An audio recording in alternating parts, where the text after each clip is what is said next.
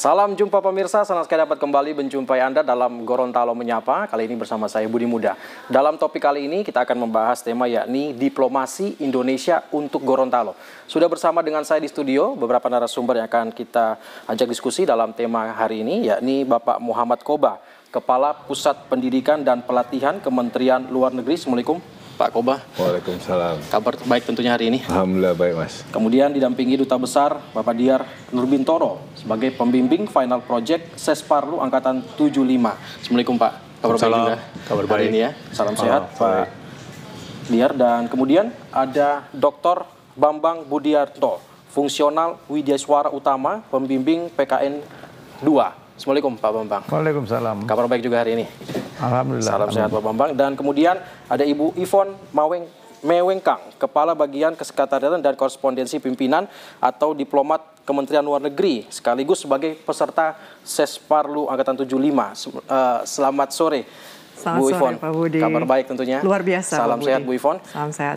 Kita akan diskusi soal diplomasi Indonesia untuk Gorontalo. Nah, banyak pemirsa mungkin yang masih penasaran dan belum tahu sebenarnya apa kaitan diplomasi Indonesia dan Gorontalo itu sendiri. Dan saya ke Pak Koba terlebih dahulu untuk menjelaskan soal ini agar pemirsa mungkin ada benang merahnya di mana ini Pak diplomasi Indonesia untuk Gorontalo secara spesifik. Silakan Pak. Baik, terima kasih Pak. Jadi kami ini dari Pusiklat Kementerian Luar Negeri. Jadi yang datang kemari adalah siswa-siswa Pusiklat Kemlu RI dan mereka harus belajar mengenali potensi daerah. Karena ketika mereka akan bertugas ke luar negeri, mereka harus paham apa yang diwakili, siapa yang diwakili, apa potensinya, di mana, dan lain sebagainya. Gorontalo adalah salah satu provinsi termuda di Indonesia yang kami lihat ada potensi yang bisa dikembangkan. Itu yang pertama. Yang kedua, agar para siswa ini, para diplomat ini punya jejaring dengan para pejabat di daerah, para pelaku ekonomi di daerah, juga dengan mahasiswa. Karena selain bertemu dengan pemerintah di Gorontalo, kami juga bertemu dengan UMKM dan juga dengan mahasiswa. Jadi supaya mereka kenal lah. Dan sebaliknya, yang di daerah juga kenal siapa diplomat-diplomat yang akan mewakili mereka di luar negeri nantinya. Siap, seperti itu ya Pak. Nanti saya akan lebih lanjut soal bagaimana nanti kegiatan yang dilakukan. Saya juga ke Pak Duta Besar Pak Diyar sebagai pembimbing begitu ya.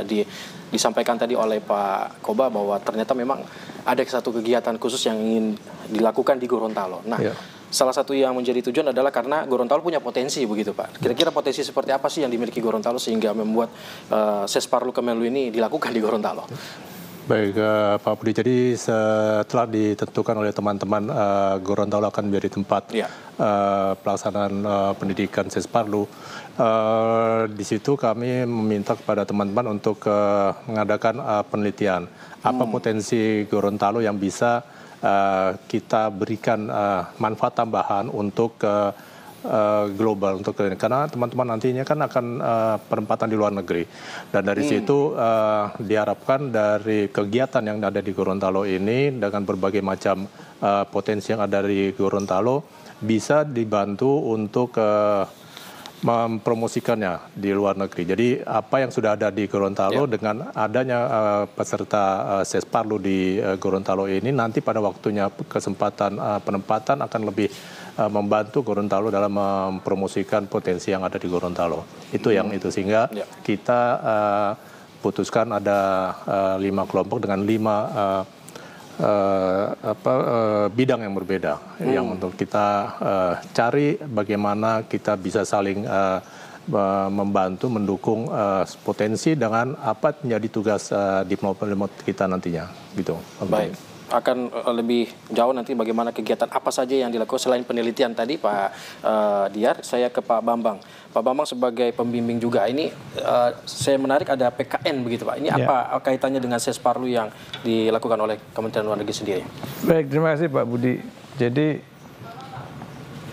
di Kemenlu ini, di Pusdat Kemenlu melakukan satu pelatihan yang disebut Sesparlu. Kemudian diintegrasikan juga dengan pelatihan kepemimpinan nasional tingkat 2 di bawah tanggung jawab Lembaga Administrasi Negara RI.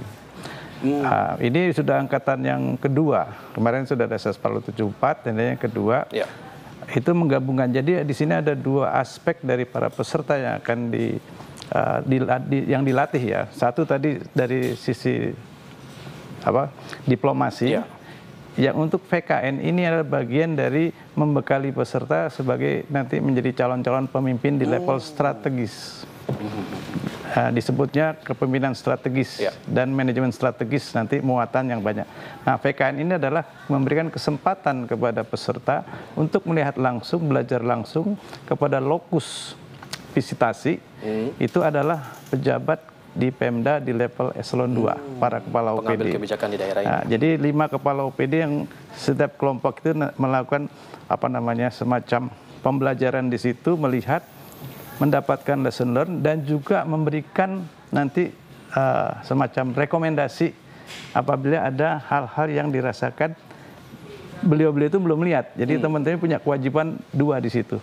Belajar sekaligus sebagai calon pemimpin di level strategik, di level nasional nanti bisa melihat juga secara langsung ini proses pembelajaran sebenarnya sih. Itu yang PKN-nya ya. Yang tadi diplomat, aspek diplomatnya sebagai diplomat. Begini itu Pak Budi. Pak Bambang, sebelum lebih jauh, saya sudah penasaran ke Ibu Yvonne sebagai pesertanya begitu. Nah, apalagi Sesparlu terintegrasi dengan PKN tingkat 2 ini. Bagaimana rasanya Bu Yvonne sudah bisa menjadi pribadi yang masuk ke dalam level seperti ini? Ada yang bisa dibagikan tentunya. Pertanyaan yang menarik Pak Budi, karena kami di depan bos-bos kami nih, harus menunjukkan excitement. Tapi on a serious note, kita di sini selain sebagai peserta Sesparlu, tapi juga mengikuti VKN, memang semuanya sangat komprehensif gitu. Karena kita di sini sebagai para diplomat, kita juga harus bisa melihat bagaimana disampaikan oleh Pak Dubes dan Pak Kapus tadi, melihat potensi daerah seperti apa. Kita bukan hanya membangun networking, tapi kita juga berusaha untuk membantu melihat apa sih, bukan untuk menggurui, tidak, tapi lebih ke apa sih yang bisa kita bantu saat kita nanti penempatan atau tugas di luar negeri. Kita sudah tahu network-network yang ada di daerah, dan mungkin akan lebih mudah untuk kita berkomunikasi saat kita bertugas di luar nanti, Pak Budi. At the same time, kita juga senang karena excitement-nya juga datang dari pemerintah Provinsi Gorontalo. Dari kelompok kami yang topiknya terkait ekonomi kreatif, kita juga dengan Kepala Dinas Pariwisata kerjasamanya sudah dari awal, sejak koordinasi awal itu sudah sangat intens, dan sampai pelaksanaan kemarin yang juga Pak Budi datang di acara kami kemarin itu menghasilkan banyak program-program yang berkelanjutan. Karena yang penting berkelanjutannya. Iya, sustainable berkelanjutan, continue begitu ya Pak. Saya sebelum lebih jauh pengalaman Ibu Yvonne, nanti saya akan tanya lebih detail lagi apa saja yang dilakukan di Gorontalo tadi. Dan saya ke Pak Kobak, kemudian ada salah satu tema yang sudah disampaikan, ekonomi kreatif Pak. Nah, ada 4 mungkin tema berikutnya apa yang bisa disampaikan kepada pemirsa. Ternyata ini loh yang dilakukan di Gorontalo, ada 5 tema ini. Jadi kalau tema banyak Pak ya. Tapi sebelum ke situ saya ingin tambahkan sedikit tadi bahwa networking ini saya lupa bilang bahwa teman-teman peserta diklat ini 30 orang, mereka sudah pernah penempatan di luar negeri paling tidak 2 kali. Dan kemarin kami hitung itu paling nggak sudah ada 35 negara yang pernah tempat di mana mereka bertugas. Ditugaskan. Jadi ini kesempatan luar biasa buat Gorontalo 1 minggu ini. Ditambah dengan pengalaman Pak Dubes Diar, pengalaman kami sendiri dengan Pak Dr. Sesparlu, paling tidak ada sekitar 40 negara yang Gorontalo bisa kita ekspos ke situ peluangnya. Dengan Arab Saudi misalnya, kemarin sampel produk bahkan sudah dikirim. Jadi sebelum kami kemari, Bu Yvonne dan teman-teman ini sudah pakai Zoom dengan para kepala dinas, dengan pemerintah di sini, dengan para pelaku UMKM untuk cari mana yang kira-kira pas gitu. Dikerjasamakan antara siswa-siswa Sesparlu dengan Gorontalo. Sektornya banyak, ada sektor ekonomi kreatif, ada ketahanan iklim, ada peningkatan kapasitas nelayan, dan peningkatan kapasitas SDM. Baik, jadi ada beberapa tema yang memang sebenarnya kalau kita lihat sangat berkaitan dengan potensi daerah Gorontalo begitu Pak Koba. Saya ke Pak Diar. Dari tema-tema ini menurut Pak Diar sendiri, apakah Gorontalo memang punya ada satulah yang memang betul-betul dia bisa nih dibawa ke 40 negara tadi. Seperti yang disampaikan Pak Koba, ternyata dari 30 peserta begitu Pak ya. 30 peserta keseluruhan ini nantinya akan kembali bertugas di luar negeri tentunya. Bertugas. Pak Diar. Tidak satu dari semua yang kan tadi saya katakan kita adakan penelitian. Penelitian itu penelitian ada dari literatur di apa yang ada di Gorontalo, kemudian komunikasi antara peserta dengan kadis-kadis yang ada di sini. Dari situ kita bisa lihat bahwa tema yang akan kita lakukan yang sekarang sedang lakukan itu akan membantu kita semua, kita sebagai agen pemerintah Indonesia di luar negeri, kemudian dengan potensi Gorontalo yang bermacam-macam, ada pariwisata, ada tadi ekonomi kreatif, ada UMKM yang bisa menjual barang-barangnya lebih luas lagi di luar negeri, kemudian hal climate change dan lingkungan hidup, itu semuanya bisa kita dapatkan potensi yang agak besar dari Gorontalo melalui narasumber-narasumber yang kita minta hadir ke sini untuk berbagi pengalaman dan memberikan dorongan bagi Gorontalo untuk bisa memanfaatkan para narasumber tersebut untuk peningkatan ya kalau saya boleh katakan potensinya untuk supaya bisa go global gitu. Kualitasnya walaupun go global ya. Walaupun kita sudah dari pengalaman kegiatan Sesparlu sebelumnya, kita selalu katakan kepada pemerintah daerah, tidak bisa kita dapatkan pada saat pelaksanaan kegiatan ini. Ada juga waktu-waktu yang diperlukan untuk sampai tujuan yang kita sepakati bersama itu. Jadi bisa ada 3 bulan kemudian, 6 bulan kemudian, tapi ini proses. Ada prosesnya. Ya, ada prosesnya. Gitu, kurang lebih berapa lama akan berjalan agenda ini, Pak Diar, di Gorontalo? Besok sudah selesai. Oh, besok sudah selesai. Besok sudah selesai. Sejak hari Senin. Hari Senin, kegiatannya tuh berbeda-beda. Ada yang memang hari Senin ada, kemarin 2, hari ini 2. Besok ya kita mengadakan laporan kepada Pemprov apa yang sudah kita lakukan di sini, bagaimana tanggapan dari Pemprov sendiri, dari dinas-dinas, kemudian bagaimana yang sebaiknya ke depannya Pemprov Gorontalo akan melihat manfaat dari apa yang kita lakukan. Baik, Pak Diar. Saya sebelum ke Pak Bambang, saya ke Ibu Ivon dulu. Menarik karena saya lihat memang tidak mudah melakukan ini. Kadang ada yang langsung bisa menerima masyarakat maupun Pemda dalam hal ini kepala-kepala OPD, dan mungkin ada tantangan dan kendala yang bisa di-share-kan sehingga ini menjadi problem solving juga buat kita semua. Wah ini ternyata memang harus ada langkah-langkah yang harus dilakukan untuk mungkin mengefektifkan waktu ataupun hal-hal lainnya yang bisa mendukung pembangunan Gorontalo tentunya ke depan. Ibu Ivon.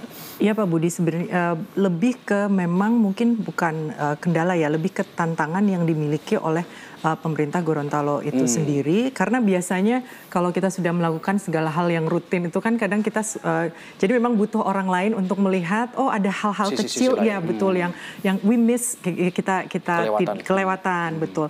Nah di sini kita mungkin hanya berperan sangat kecil para siswa Sesparlu ini, karena kita 30 dari kami 14 perempuan by the way, berusaha untuk melihat berbagai potensi yang dimana contoh untuk produk lokal ekonomi kreatif dari teman-teman UMKM kita. Apa sih kekurangannya, apa yang kalian butuhkan, kendalanya apa? Oh kita susah untuk memasarkan ke luar negeri. At the same time kita juga akan sampaikan kalau penggunaan secara digitalnya juga masih pas-pasan, ya itu kendalanya di situ, tantangannya di situ. Apa yang bisa kita bantu? Kemarin kita sudah melingkan website pemerintah Provinsi Gorontalo dengan portal Kementerian Luar Negeri. Jadi itu salah satu langkah awal yang menurut kita sangat signifikan untuk membantu teman-teman untuk benar-benar bukan hanya ngomong-ngomong aja, dari lokal benar-benar go global. Dan Pemprov Gorontalo merupakan pemerintah daerah pertama yang masuk di portal Kementerian Luar Negeri itu sendiri. Tapi ya itu, what's next? Bukan hanya untuk seperti kata Pak Dubes tadi, bukan hanya saat kita 1 minggu di Gorontalo ini yang sangat menyenangkan. Pengalaman kami so far sangat menyenangkan. Tapi untuk 2 bulan ke depan, 3 bulan, tahun depan, 5 years from now. Tapi tentunya kami bangga bisa menyampaikan juga di sini dengan kita promosikan. Beri contoh Karawo. Ibu Yvonne saya sedang pakai, ya. I'm proud, sangat bangga pakai Karawo. Dan desainnya juga cantik-cantik dari desainer lokal, dari UMKM lokal. Apa yang teman-teman dari pusat, dari Jakarta, dan bahkan beberapa dari luar negeri itu udah memesan. Bagaimana? Tapi saya bilang bukan hanya untuk minggu ini aja atau bulan depan aja.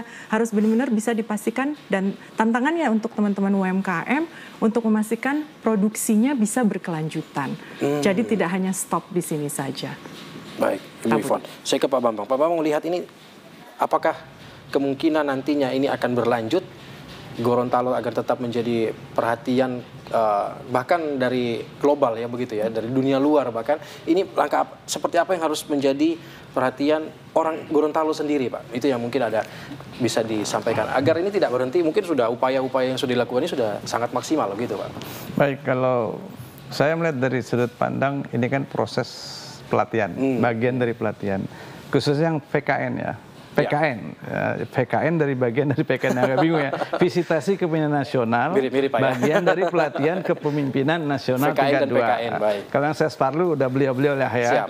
Nah, proses leadership ini ya Pak ya, leadership dan kepemimpinan ini, PKN ini bukan ujuk-ujuk nih. Beliau ini sudah melakukan proses pelatihannya dulu selama lebih kurang 2 bulan lebih ya Ibu ya, hampir 2,5 bulan ya berlatih. Ada 4 agenda utama dalam pelatihan Kepemimpinan Nasional tingkat 2, agenda 1, 2, 3, dan 4. Ya. PKN ini untuk melihat apakah peserta sudah bisa menangkap inti pembelajaran di agenda 2 dan agenda 3. Agenda 2 itulah kepemimpinan strategis, agenda 3 manajemen strategis. Dengan melihat langsung praktek dari seorang pejabat level strategis, yaitu pejabat di tingkat eselon 2, para kepala OPD, beliau-beliau ini mempelajari nih selama PKN. Selain tugas yang tadi itu, tugas membuat panel project, ya dia memang berat sih. Sudah diakui ya. Tadi nggak ngomong ya. Itu ya melihat dengan mempelajari langsung. Jadi nanti pembelajarannya ada yang bisa diambil, barangkali, bukan barangkali, pastilah para pejabat pasti ada. Itu ada sudah melakukan hal-hal yang bersifat memang betul-betul di level kepemimpinan strategis dan manajemen strategis. Beliau ambil untuk menjadi lesson learn, nanti dipraktekkan mungkin di instansinya kembali masing-masing. Ada juga barangkali di sini dilihat, oh ada nih yang miss belum dilakukan oleh para kepala OPD. Punya kewajiban juga memberikan rekomendasi. Ada competitive advantage di Gorontalo yang bisa dikembangkan oleh para pimpinan di sini gitu. Nah itu nanti kelanjutannya itu tadi manfaat untuk keberlanjutannya mungkin di situ. Kalau usulan beliau-beliau ini nanti setelah selesai diterima dengan baik oleh para kepala OPD tadi gitu. Ya tentunya sih harusnya ini kan saling mutual ya. Harusnya saling menguntungkan. Saling inilah. Saling mendukung. Baik. Itu untuk yang tadi jawaban yang keberlanjutan ke depannya. Baik. Semoga ini menjadi perhatian kita semua, Pak Bambang, Bu Yvonne, Pak Diar dan Pak Koba. Kita akan break sebentar, kita akan lanjutkan diskusi kita setelah pesan-pesan yang satu ini. Tetap bersama kami dalam Gorontalo Menyapa.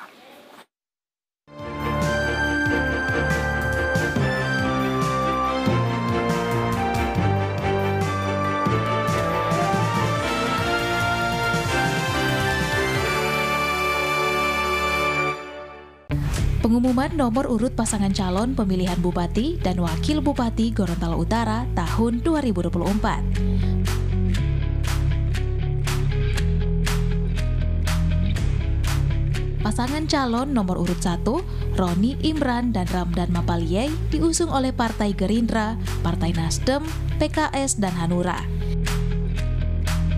Pasangan calon nomor urut 2, Torik Modanggu SAG MPDI dan Nurjana Hasan Yusuf SIP, diusung oleh Partai Golkar dan Partai Gelora Indonesia. Pasangan calon nomor urut 3, Ridwan Yasin SHMH dan Muhsin Badar SE, diusung oleh PDI Perjuangan. Ayo ke TPS, gunakan hak pilihmu pada Rabu 27 November 2024. Iklan layanan masyarakat ini dipersembahkan oleh Komisi Pemilihan Umum KPU Kabupaten Gorontalo Utara.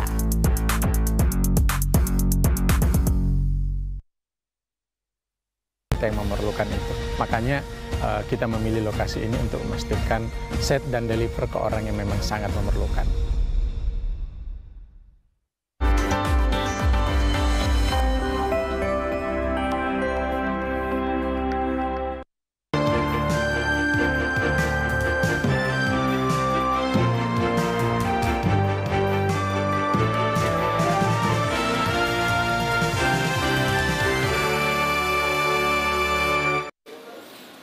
Kembali dalam Gorontalo Menyapa, masih dengan topik yang kami bahas, yakni diplomasi Indonesia untuk Gorontalo. Masih bersama dengan Pak Muhammad Koba, Kepala Pusat Pendidikan dan Pelatihan Kementerian Luar Negeri, Duta Besar Bapak Diyar Nurbintoro, Pembimbing Final Project Sesparlu Angkatan 75, dan Dr. Bambang Budianto, Fungsional Widya Suara Utama, Pembimbing VKN tingkat 2, dan juga Ibu Ivon Mewengkang, Diplomat dan juga peserta Sesparlu Angkatan 75. Saya kembali dalam topik kita. Ada 5 tema yang juga dibahas begitu, yang menjadi subsektor yang diangkat oleh peserta Sesparlu 75 dan juga terintegrasi dengan PKN tingkat 2 begitu. Pak Koba, ekonomi kreatif tadi sudah sempat disentil, bagaimana tadi seperti apa yang sudah disampaikan Ibu Ivon, yang sedang dikenakan juga saat ini, produk dari ekonomi kreatif Gorontalo yang punya potensi untuk dikenalkan dan dipasarkan di luar negeri. Nah, kita masuk ke dalam tema-tema lainnya, yakni salah satunya ketahanan iklim begitu Pak. Nah, ini kan Gorontalo sangat identik juga dengan bagaimana potensi agropolitannya, pertaniannya. Ini seperti apa yang akhirnya bisa diamati dan dibagikan oleh peserta. Nanti mungkin lebih teknis juga ada Pak Diyar juga bisa menyiapkan, atau Pak Bambang. Silakan Pak. Pak Budi, terima kasih. Ini pertanyaan yang sangat penting. Karena kalau kita bicara mengenai perubahan iklim, itu kalau biasanya kalau kita perang, itu musuhnya kelihatan. Ini musuh tidak kelihatan. Kita hanya melihat akibatnya. Prediksi yang tidak kelihatan ya Pak ya. Baik. Misalnya sea level rise. Itu akan mengancam banyak pesisir kita. Pulau-pulau banyak hilang. Bahkan satu negara, Tuvalu, diprediksi tahun 2035 akan hilang sama sekali. Karena mereka terdiri dari pulau-pulau yang sangat rendah dan sebagainya. Jadi ini ancaman serius bagi kita. Termasuk untuk ketahanan pangan. Iya. Jadi tidak kurang tadi, ini bahkan tadi pagi nih baru berlangsung lauka karyanya, tidak kurang Pak Konjen Australia di Makassar juga hadir.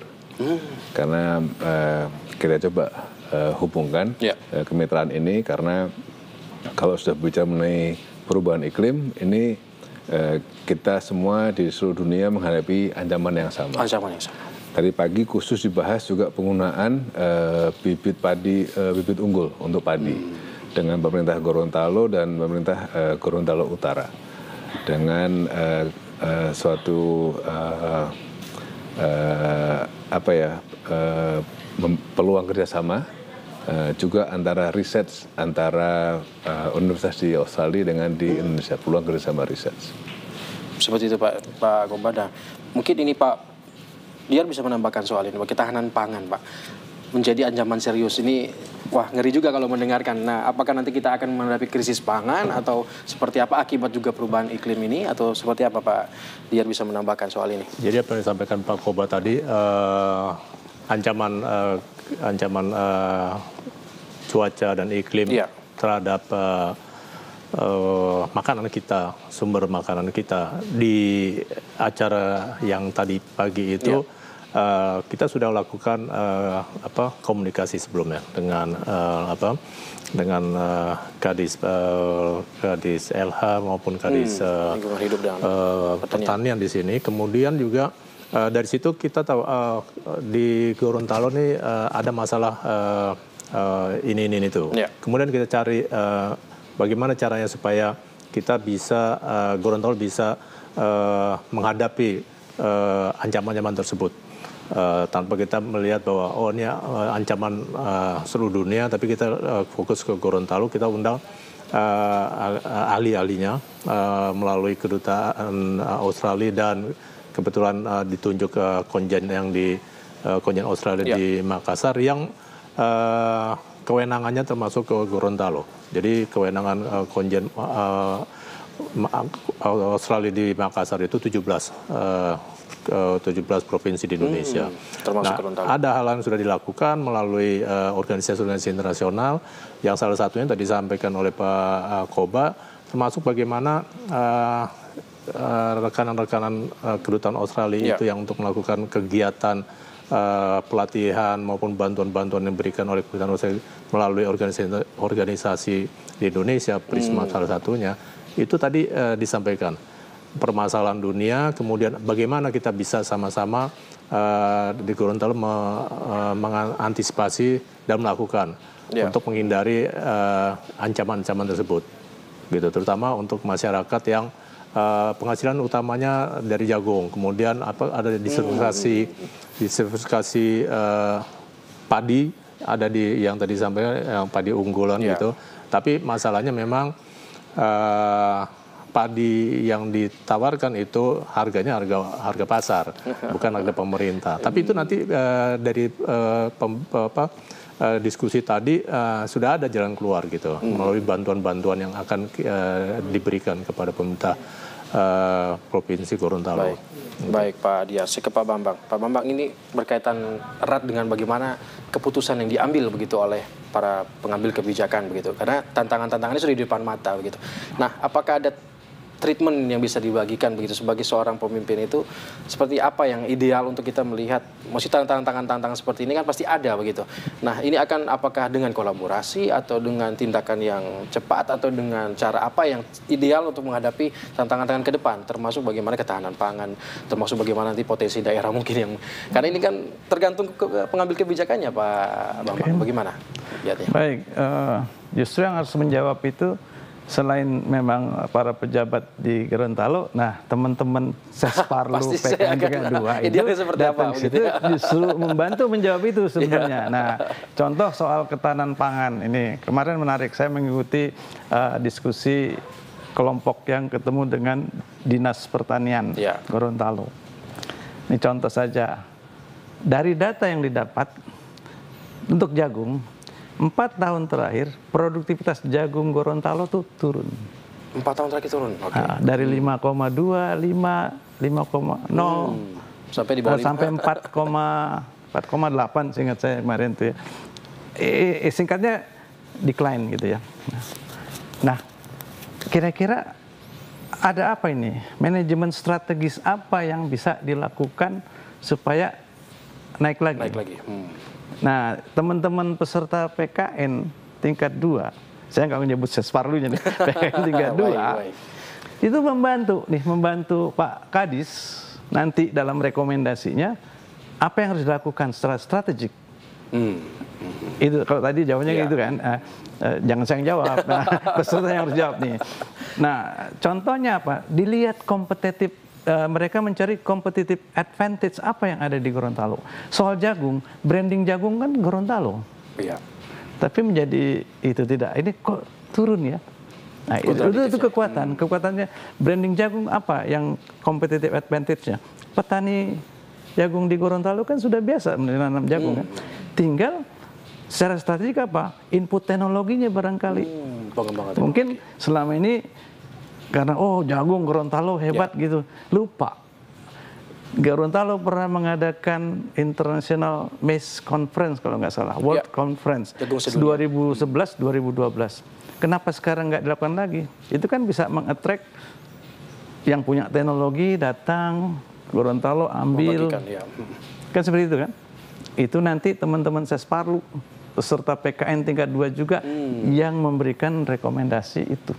Pasti, tadi Pak Koba katakan SDM itu kan mulai dari yang tinggi sampai yang paling rendah, SDM semua.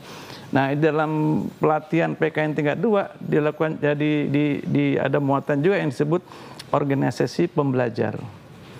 Bagaimana suatu organisasi pemimpinnya juga bukan hanya pemimpin yang pintar, mengangkat timnya itu, seluruh komponen di organisasi supaya menjadi. Nah, ini yang harus diciptakan. Itu tadi salah satu sarannya lagi gitu ya. Baik. Beliau nanti memberikan saran itu. Artinya ke-30 peserta Sesparlu ini adalah juga peserta PKN, begitu Pak? Iya. Oh, semuanya. Semua. Begitu ya.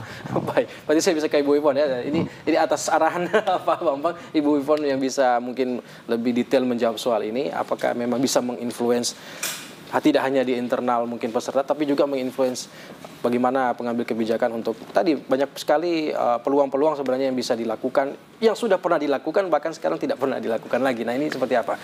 Contohnya seperti jagung tadi. Ternyata dulu ada konferensi jagung sedunia, tapi tidak pernah seingat kami ya 10 tahun kebelakangnya tidak pernah dilakukan lagi. Seperti itu contohnya. Betul Pak Budi. Satu kata kuncinya yang kami dapatkan juga dari Pak Bambang adalah memang salah satu tugas kita sebagai peserta VKN ini, sebagai pemimpin, kita harus bisa mempengaruhi.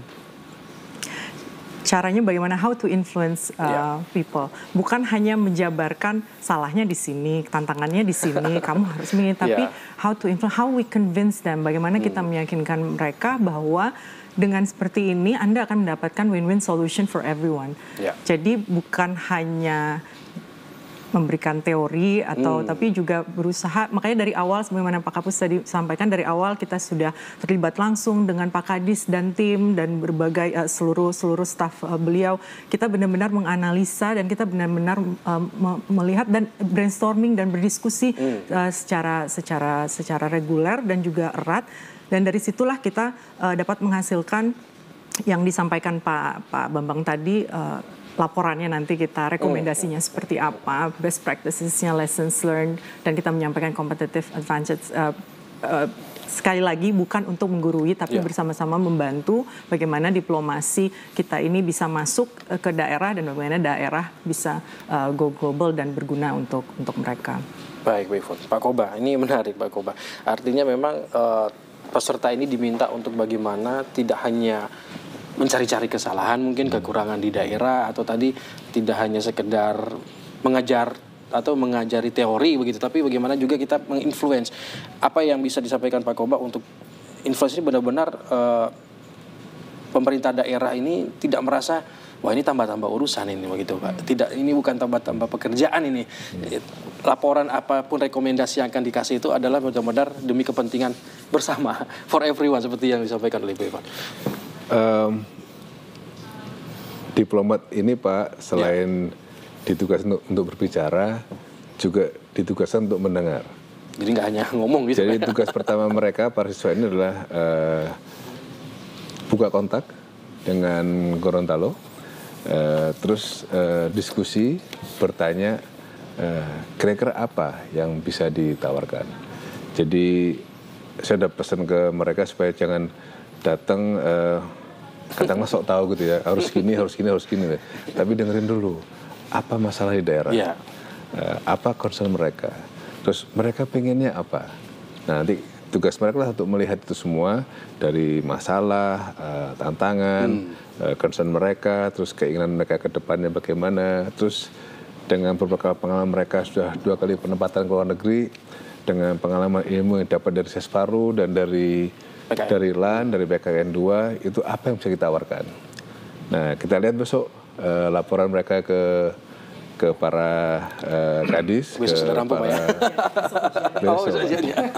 dan kalau bahasa kami Pak, karena kami orang Surabaya, kunjungan ini harus netes Pak. Kalau telur itu harus menetas, nggak bisa hanya menggali potensi. Kalau digali tambah lama tambah dalam Pak, nanti susah keluarnya. Jadi harus ada yang ditawarkan yang konkret, yang menetas gitu. So far so good.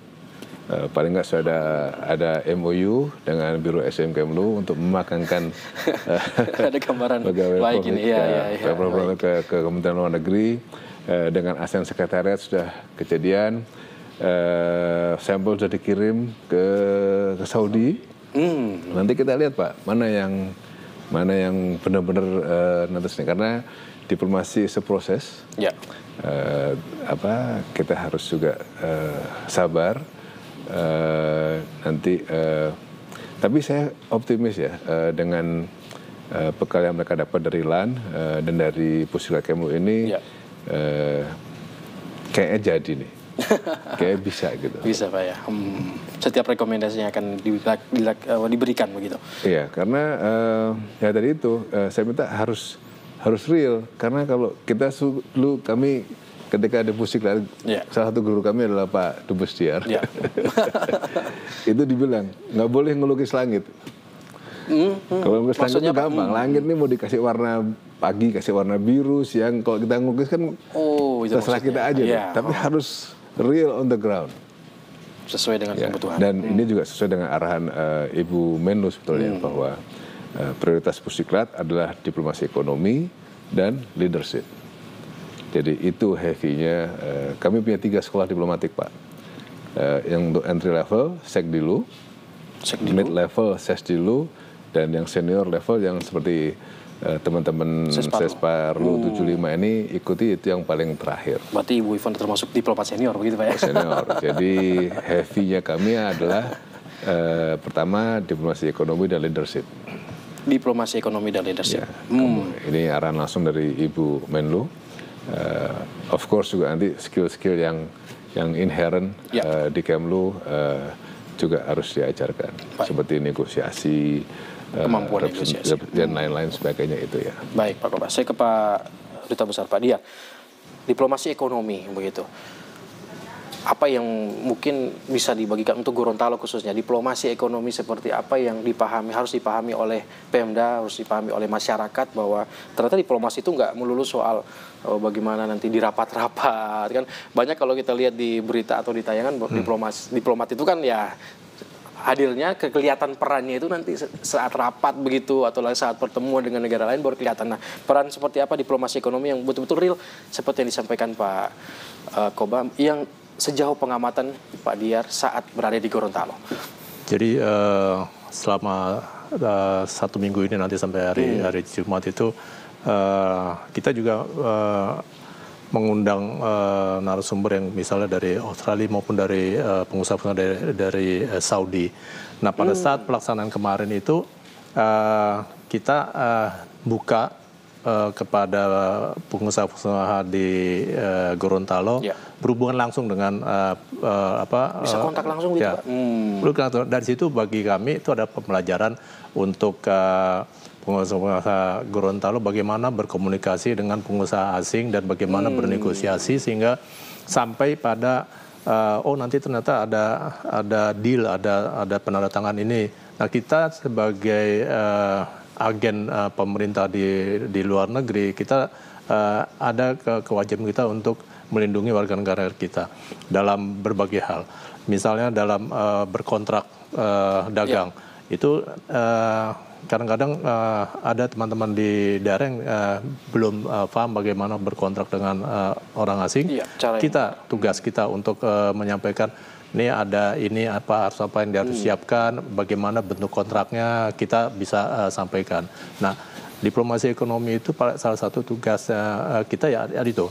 Kita harus mendukung upaya pemerintah daerah untuk meningkatkan nilai jual ke luar negeri, tapi kita juga mempunyai kewajiban untuk melindungi bagaimana usaha mereka bisa go global tadi, dengan dilindungi dalam aspek hukumnya, hukum internasional gitu. Itu yang diplomasi ekonomi yang kita tularkan ke teman-teman di daerah, ya, termasuk pengusaha-pengusaha itu. Pak Diar, kita akan lanjutkan soal itu, tapi kita harus break sejenak, Pak Bambang, Pak Koba, dan Ibu Yvonne. Kita akan kembali dalam Gorontalo Menyapa setelah pesan-pesan berikut ini. Tetap bersama kami.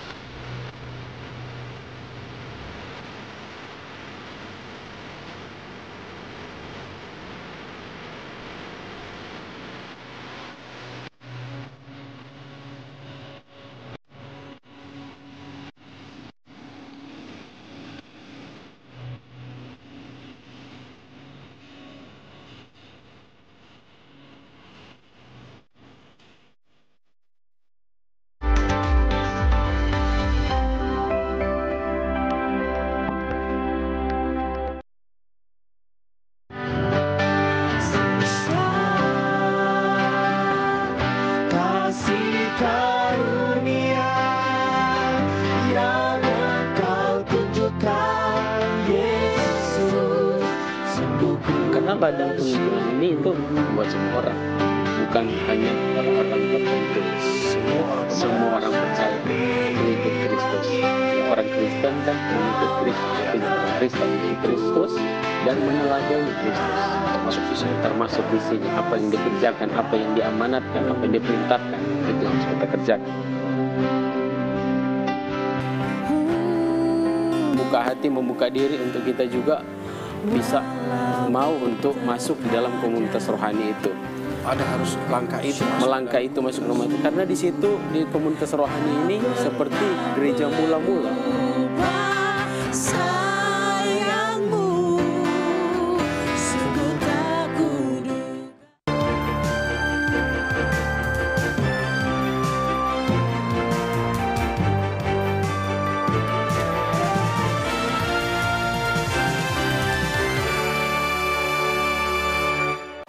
Kembali bersama kami dalam Gorontalo Menyapa, masih dengan tema diplomasi Indonesia untuk Gorontalo. Tadi sebelum jeda Pak Diar sudah menjelaskan bagaimana diplomasi ekonomi yang ternyata memang salah satunya adalah bagaimana membangun konektivitas antara pengusaha Gorontalo dengan pengusaha, contohnya Arab Saudi begitu. Akhirnya bisa mengetahui bagaimana secara hukum, aspek hukum itu bisa dimengerti begitu untuk berbisnis. Nah, saya kembali ke bagaimana yang disampaikan ke oleh Pak Koba soal diplomasi ekonomi dan diplomasi leadership. Saya ke Pak Bambang. Tentang leadership begitu Pak, idealnya memang ini juga menjadi perhatian pemirsa yang sedang menyaksikan bahwa diplomasi sangat erat kaitannya dengan leadership. Leadership seperti apa yang bisa disampaikan kepada kami atau pemirsa yang sedang menyaksikan saat ini? Baik, terima kasih Pak Budi. Jadi teman-teman peserta Sesparlu ini terkait juga tadi dengan pesan dari Menlu, Ibu Retno tentang pentingnya leadership. Makanya sekarang dicoba integrasikan Sesparlu terkait itu kan diplomatik, hal-hal tentang diplomat gitu ya. Dengan kepemimpinan di level kepemimpinan strategik. Kalau gampangnya kalau saya berada di level eselon 2. Seorang direktur, kepala biro seperti itu ya, kepala pusat itu level eselon 2. Kepala OPD di provinsi itu eselon 2. Nah, dalam kelas pelatihan kepemimpinan nasional tingkat 2 ada 4 agenda tadi seperti saya perhatikan. Agenda pertama itu tentang integritas seorang pemimpin. Agenda 2 levelnya ini kepemimpinan strategis. Yang ketiga tentang manajemen, bagaimana melaksanakannya di level strategis. Dan agenda 4 nanti ada tugas untuk mengaktualisasikan. Jadi beliau-beliau nanti pulang dari sini membuat suatu proyek perubahan tentang kepemimpinan, aktualisasi kepemimpinan pada level strategis. Nah, kembali tadi soal pentingnya ini leadership ya di level strategik, integritas pastilah seorang pemimpin harus berintegritas. Nah, di kepemimpinan strategis ada 3 aspek yang harus dikuasai. Pertama oleh seorang pemimpin strategis, kepemimpinan digital di era sekarang. Digital leadership. Itu yang pertama bahkan Pak ya, digital. Yang kedua, entrepreneur leadership, kepemimpinan kewirausahaan. Bukan menjadi pengusaha ya, ini para ASN bukan untuk jadi pengusaha. Tapi sifat-sifat seorang pengusaha, entrepreneur, satu apa? Kreatif, berinovasi, dan berani mengambil risiko. Diharapkan beliau-beliau ini harus seperti itu nanti memimpin, apalagi menjadi diplomat di front line begitu kan. Berani ambil risikonya. Ambil risiko. Jangan tunggu arahan terus ya. Belum ada arahan. Yang ketiga, sebagai seorang pemimpin strategis, dia harus bisa membangun organisasi pembelajar, learning organization. Artinya apa? Bukan cuma pemimpinnya aja yang pinter, itu tadi sebelum di session sudah saya sampaikan, tapi bagaimana membangun organisasinya, termasuk staf-stafnya itu semua dinaikkan. Sekarang tidak lagi pemimpin cuma perintah. Bagaimana seorang pemimpin bisa menjadi coach, memberikan coaching, mentoring, dan lain-lain. 3. Di manajemen strategis sektor publik nanti terkait dengan diplomasi Pak? Diplomasi ekonomi. Diplomasi ekonomi. Pasti seorang pemimpin di level strategik perencanaannya harus matang, dan sebagai yang bekerja di pemerintahan harus inline, tegak lurus dengan garis dari pimpinan di pusat kan tentunya, RPJMN lah kata gitu. Tapi setiap kegiatan yang dirancang, program yang dirancang, bagaimana bisa diterima oleh masyarakat dan stakeholders lainnya untuk didukung suatu kebijakan publik, dibekali dengan marketing sektor publik. Bukan marketing untuk menjual barang, Pak ya. Iya. Tapi bagaimana sebuah kebijakan, termasuk mungkin tadi diplomatik ekonomi, diplomasi ekonomi itu bagaimana siap diterapkan, mereka harus melakukan marketing supaya didukung kan oleh publik. Itu dibekali di PKN tingkat 2. Dan terakhir, biasanya nih banyak pemimpin-pemimpin kita tuh kalau inisiatif terus kebentur apa? Anggarannya nggak ada, Pak. Iya. Sekarang ini sudah dimulai diintroduksi, apakah bisa dilakukan yang disebut public-private partnership. Jadi seorang pejabat publik sekarang diharapkan juga bisa membangun itu.